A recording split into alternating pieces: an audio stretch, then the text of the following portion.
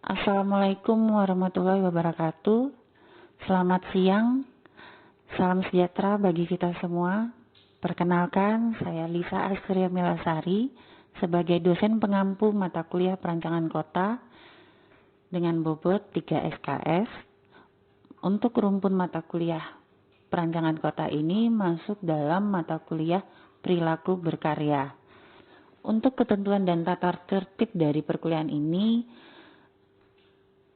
kehadiran untuk kuliah ini minimal 80% kehadiran. Ketidakhadiran harus ada alasan tertulis. Mahasiswa harus berpenampilan rapi, kelas kondusif, dilarang menggunakan atau bermain handphone selama perkuliahan. Untuk keterlambatan ditoleransi 15 menit setelah jadwal yang ditetapkan. Untuk tugas mahasiswa dan indikator penilaiannya, kehadiran 10%, tugasnya 10%, dan kuis 10%, serta ada tugas besar secara berkelompok, itu dilakukan sebelum UTS. Ini untuk penilaian bobotnya 15%, kemudian untuk UTS penilaiannya 20%, dan UAS untuk penilaian bobotnya 35%. Ada ketentuannya, mahasiswa tidak diizinkan ikut ujian jika belum menyerahkan tugas sebelum ujian. Dan kedua, kehadiran kurang dari 80%. Untuk mata kuliah perancangan kota ini bertujuan untuk mewujudkan proses ruang kota yang berkualitas tinggi dilihat dari kemampuan ruang di dalam membentuk pola hidup masyarakat urban yang sehat. Untuk itu, adanya unsur-unsur arsitektur kota yang berpengaruh terhadap proses pembentukan ruang yang dimaksud harus diarahkan serta dikendalikan perancangannya sesuai dengan skenario pembangunan yang telah digariskan. Unsur-unsur di atas tersebut biasanya dikenal dengan istilah elemen rancangan kota. Mungkin yang untuk pertemuan berikutnya akan saya jelaskan kembali mengenai tentang elemen rancangan kota. Apa sih perbedaan dari perancangan kota dan perencanaan kota? Bahwa dalam perancangan kota merupakan suatu jembatan antara profesi perencanaan kota dengan arsitektur dengan perhatian utama pada bentuk fisik kota. Sedangkan pengertian dari perencanaan kota merupakan kegiatan mengalokasikan penggunaan tanah dan pendirian bangunan serta jaringan jalan dengan tujuan mencapai keseimbangan antara kenyamanan, keindahan, dan biaya. Mungkin di sini akan saya jelaskan secara gambaran.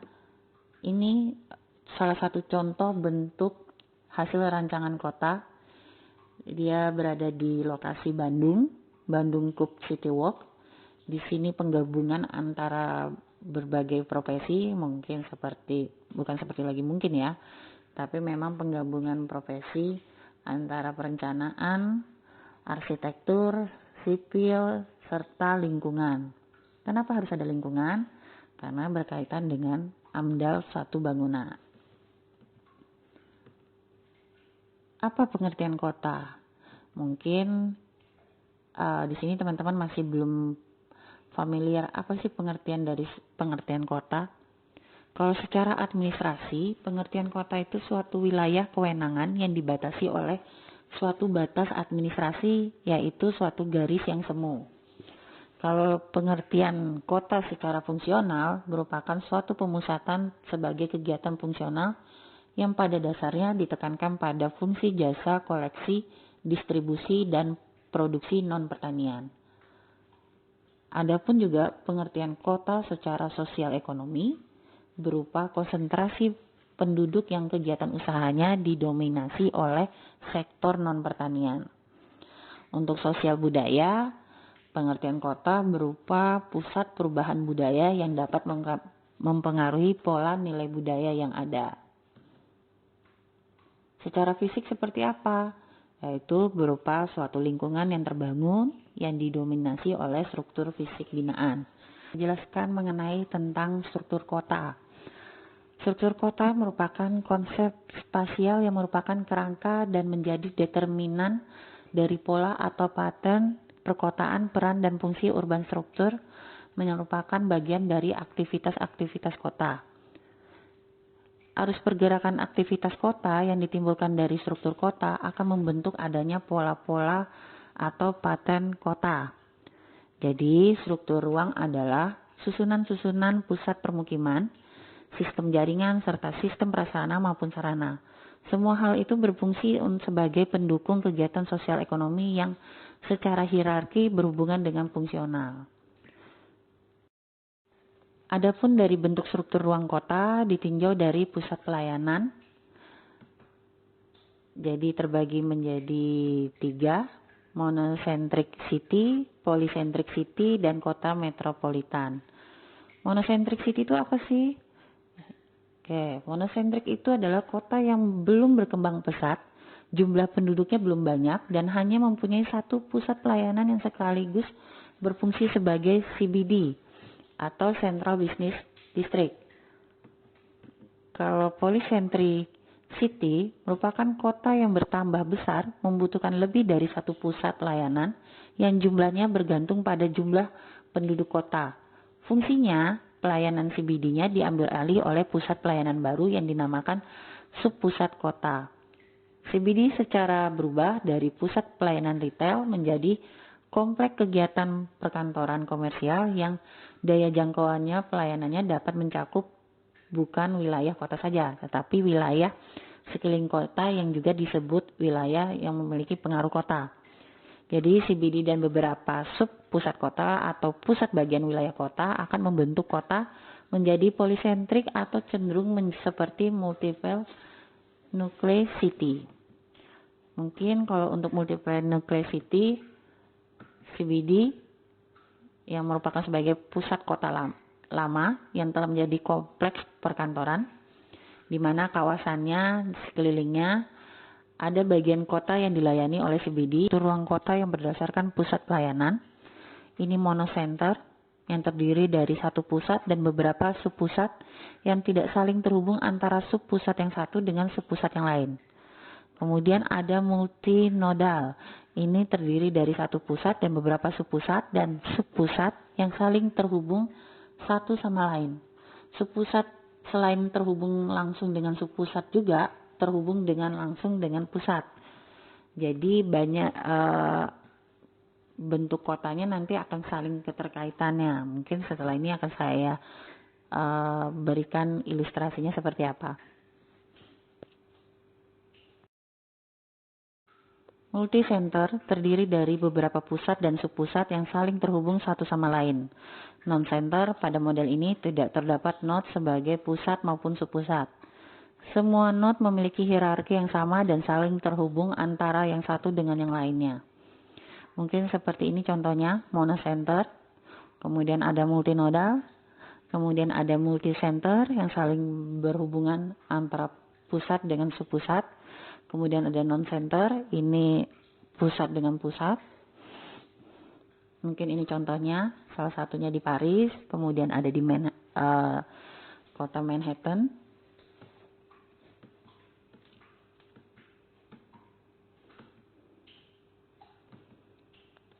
Adapun dari unsur pembentukan kota, yaitu terbagi menjadi 4, nature, man society, network, dan cells.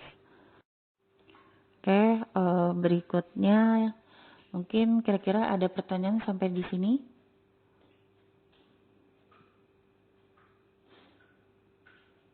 Oke, bila tidak ada, minggu depan saya minta tugas dari kalian, hasil tugas kalian, yaitu berupa presentasi mengenai struktur kota ataupun dari tema perancangan kota.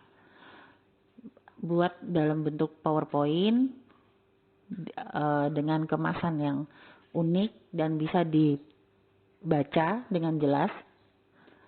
Kemudian perhatikan timing waktu saat mempresentasikan tidak lebih dari 10 menit.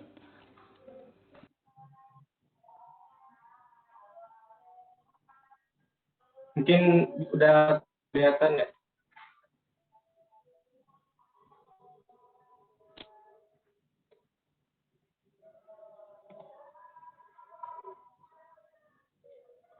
Dari teman-teman udah kelihatan kan anunya Kelihatan.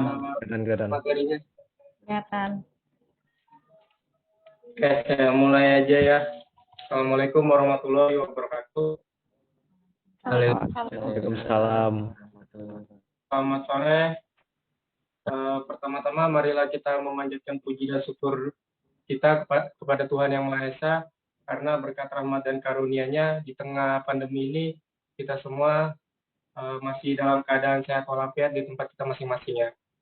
Perkenalkan, saya Ajaran Syarifah Islam, NPM 1811100173120033 angkatan 18. Nah, yang terhormat Ibu Lisa selaku dosen pengajar mata kuliah rancangan kota, dan terima kasih juga sudah mengizinkan saya untuk mempresentasikan hasil riset saya tentang kota yang saya ambil, yaitu kota Banjarmasin, yang disebut juga oleh orang-orang yaitu kota 1000 sungai yang mempunyai moto haram menyala wajah sampai kaputing. Oke, langsung aja saya masuk ke penjelasannya. Masuk ke sejarahnya dulu ya, sejarah dari kota Banjarmasinnya ini. Nah,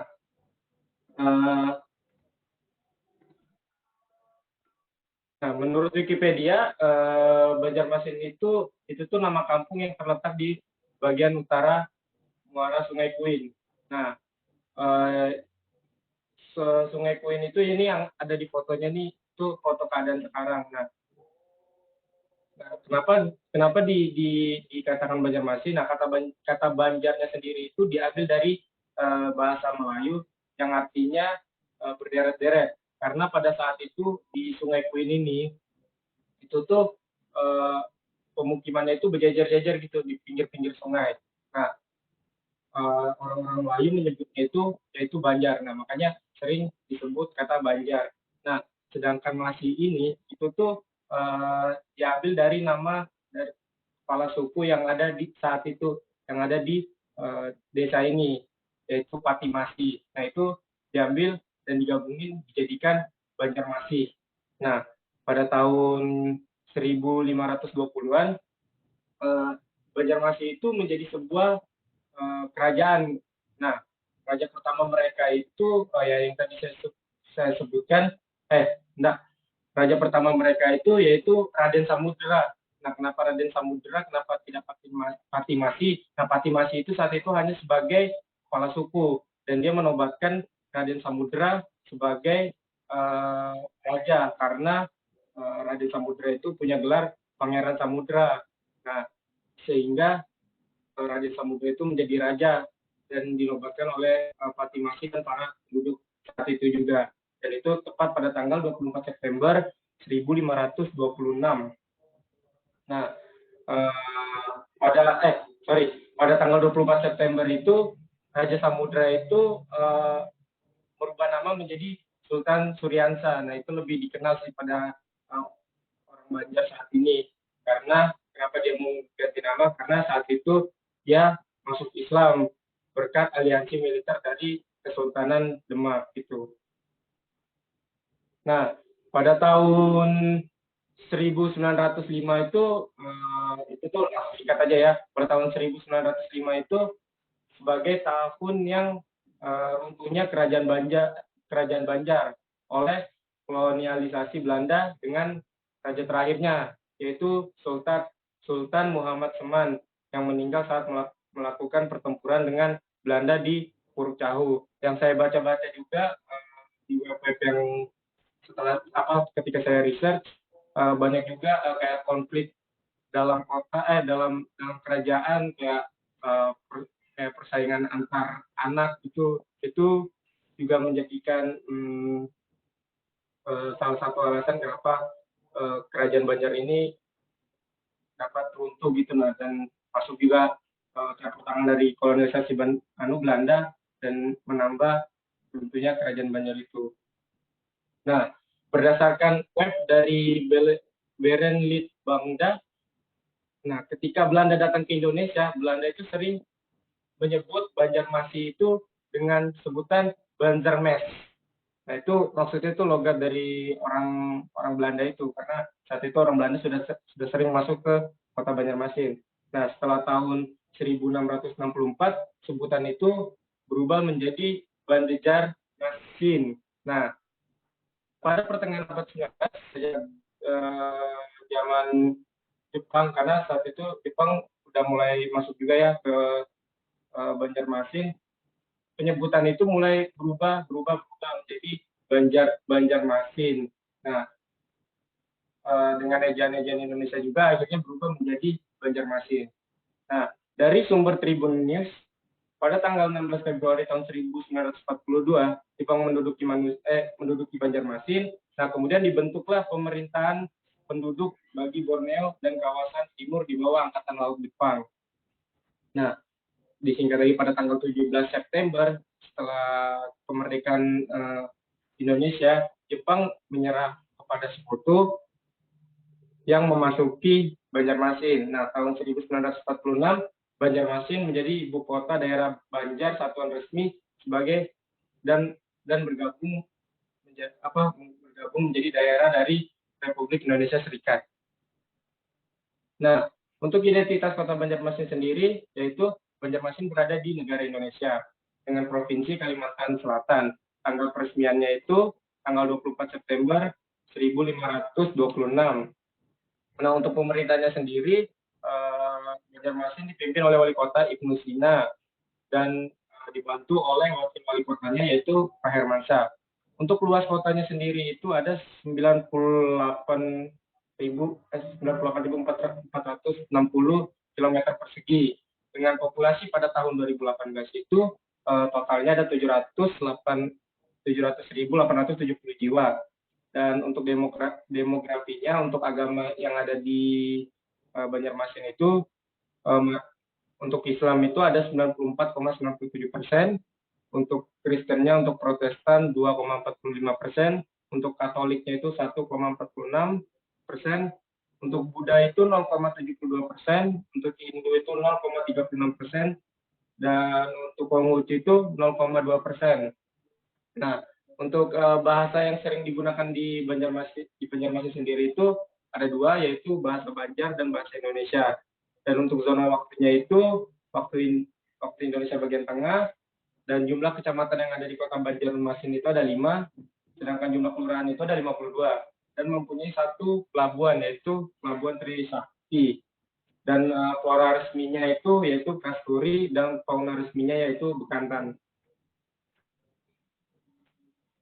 Nah, untuk budaya sendiri, kultur budaya yang berkembang di Banjarmasin sangat banyak ya hubungannya dengan Sungai Rawa dan danau, karena yang seperti saya sebutkan tadi di awal, Banjarmasin disebut dengan kota seribu sungai dan tak lain dan jauh-jauh dari rawa dan danau. Nah, di samping pegunungan, dan budaya dan tradisi orang Banjar adalah hasil asimilasi selama berabad-abad. Budaya tersebut dipengaruhi oleh kepercayaan Islam, karena tadi mayoritas penduduk Banjarmasin itu 94% tadi itu ada mayoritas orang Muslim. Nah, berikut beberapa budaya Banjarmasin. Yaitu yang pertama itu manuskrip. Nah, manuskrip ini masih tersimpan di kota Banjarmasin. Beberapa di antaranya tersimpan di Balai Bahasa dan Museum Mangkurat. Nah, salah satunya itu adalah Risalah Kans Al-Marifah, tulisan dari Muhammad Al-Banjari. Nah, terus selanjutnya itu adat istiadatnya ya, adat istiadat yang masih sering dilaksanakan di kota Banjarmasin itu langsung aja saya singkat, itu ada pamali, pernikahan. Nah, pernikahan ini banyak kayak urutan-urutannya, ada basulu, ada baratang, terus ada jujuran, terus mater jujuran, terus akad nikah, terus besandi. Nah, ada juga budaya dari kota Banjarmasin itu yang kalau dulu tuh sering ada di TV atau di salah satu stasiun TV itu ada yang terkenal tuh pasar terapungnya ya. Terus juga ada budaya dari kota Banjarmasin itu ada upacara kelahiran dan upacara kematian. Nah, untuk budaya selanjutnya itu cagar budaya. Nah, cagar budaya di kota Banjarmasin ini sangat baik ya dipelihara oleh pemerintah daerah maupun masyarakat.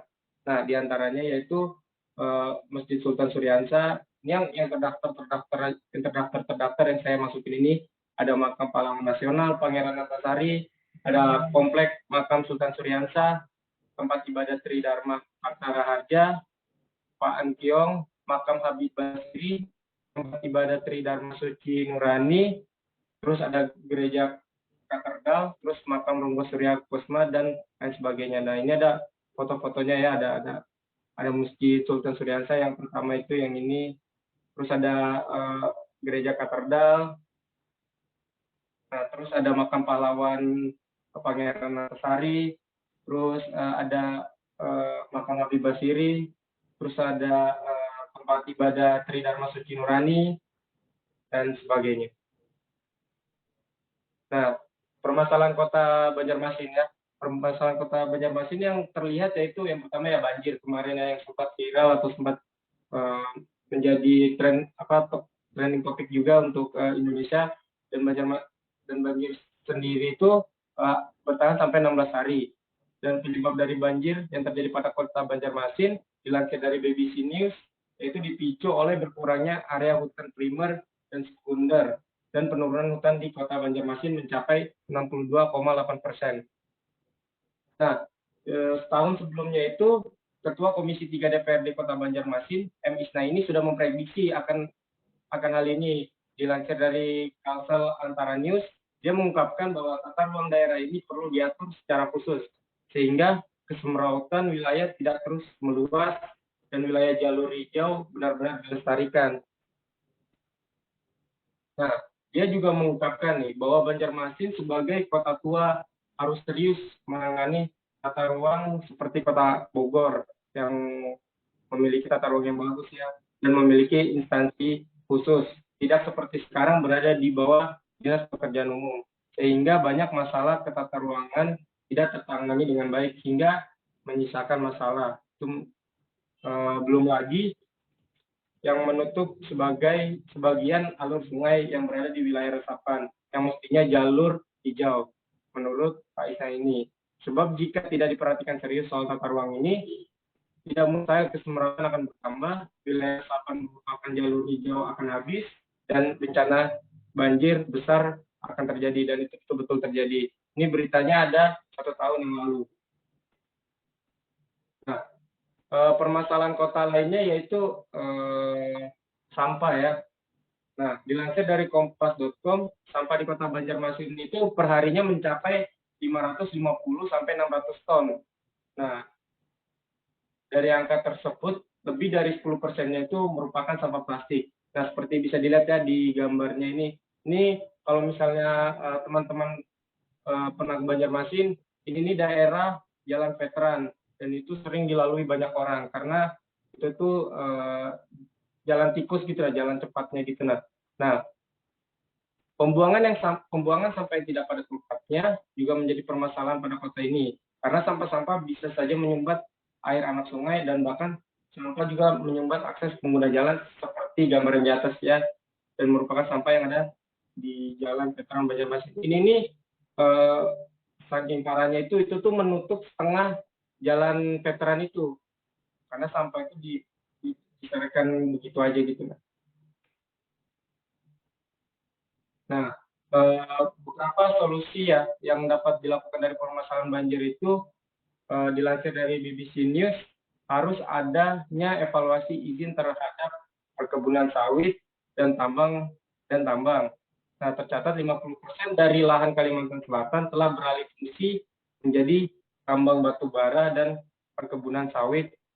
Nah, jika presentasinya itu tambang itu mencapai 33% dan sawit mencapai 17%. Nah, gambar ini saya ambil dari BBC News City ya, yang peta penutupan lahan sawit dan tambang itu, karena tertutupnya ruang hijau itu sendiri gitu. Nah, selanjutnya itu selain mengevaluasi ada hal yang bisa membantu menangani banjir, yaitu salah satunya harus ada instansi tersendiri gitu untuk mengurusi tata ruang daerah. Hingga seperti yang dibilang tadi Pak Isna ini gitu kan, harus ada instansi tersendiri sehingga pembangunan di kota ini teratur dengan baik. Karena banyak bangunan jika diamati dengan baik telah menyalahi aturan tata ruang atau tidak sesuai dengan tata ruang perkotaan, yakni tidak adanya jarak antar bangunan, tapi juga dengan jalan raya. Nah, dan juga solusi yang sedang dikerjakan oleh pemerintah sekarang yaitu mengurangi risiko banjirnya, yaitu dengan membuka kembali nih jalur-jalur air, drainase kota. Karena banjir besar kemarin, jadi pemerintah itu udah mulai tuh kembali membuka jalur lewat air gitu di drainase kota. Nah, sedangkan untuk sampah sendiri itu tuh solusinya itu dilansir juga dari kompas.com, kota yang sudah dilaksanakan yaitu Kota Banjarmasin melarang penggunaan kantong plastik di toko-toko retail modern yang sebagaimana diatur melalui peraturan Wali Kota nomor 18 tahun 2016 tentang pengurangan penggunaan kantong plastik. Dan juga bisa dengan menambah pusat tempat sampah gitu, tempat sampah. Karena di sana ya seperti yang kita lihat tadi itu tuh tempat pemukiman gitu atau ada pasarnya di situ tuh tempat sampahnya itu cuma satu. Jadi padahal di situ kan banyak pemukiman sehingga semua sampah itu terkumpul di situ. Jika ditambah lagi banyak tempat sampah, mungkin itu bisa mengurangi volume sampah yang ada di situ gitu. Nah, dan juga mungkin yang pengangkutan sampah itu mungkin lebih diperbanyak gitu. Jadi sehingga sampah itu tidak menumpuk di tempatnya itu. Dan itu kembali lagi walaupun kita sudah berusaha dari pemerintah sudah berusaha untuk mungkin menambah tempat sampah atau menambah jam pengangkutan sampah, itu juga kita harus itu kembali lagi ke masyarakatnya gitu. Nah, itu untuk tetap membuang sampah pada tempatnya. Nah, mungkin dari pihak pemerintah juga mungkin bisa mengedukasi masyarakat tentang pentingnya membuang sampah pada tempatnya.